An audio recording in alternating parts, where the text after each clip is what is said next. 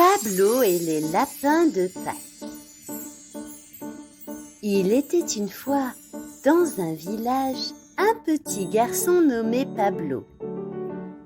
Chaque année, il attendait avec impatience Pâques, la fête des œufs en chocolat et des lapins tout mignons.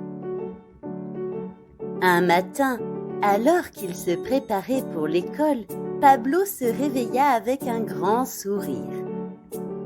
Il avait déjà dessiné des œufs colorés sur son cahier. Il entra dans la cuisine où se tenait sa maman.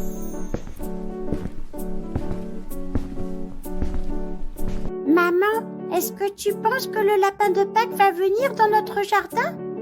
demanda Pablo. « Oh, je suis sûre qu'il viendra, mais il faut bien se préparer pour sa visite. » Pablo était ravi. Il prit le chemin de l'école.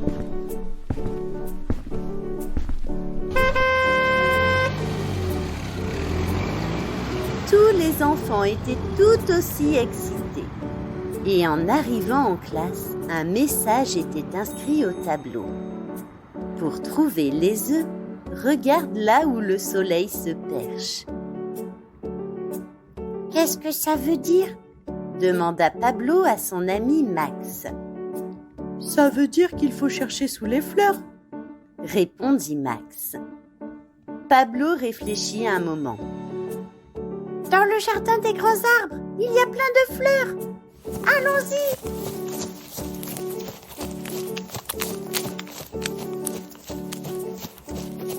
Les deux amis coururent à l'extérieur.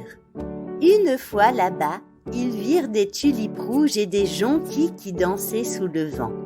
« Regarde là-bas !» cria Max, mais pas d'œufs en chocolat à l'horizon.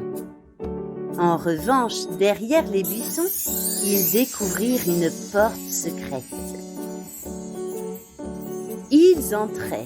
À l'intérieur, ils découvrirent une petite pièce avec des dizaines de lapins. La pièce était décorée de petites lumières scintillantes. Au bout d'un moment, ils entendirent un bruit. « Qu'est-ce que c'est ?» demanda Max un peu inquiet. « Peut-être que c'est le lapin de Pâques ?» s'exclama Pablo. Et la magie de Pâques opéra. En un clin d'œil, ils atterrirent de nouveau dans la cour qui était remplie d'œufs en chocolat. Les deux amis se regardèrent. Quelle aventure! Si vous avez aimé cette histoire, n'hésitez pas à vous abonner à la chaîne. À bientôt!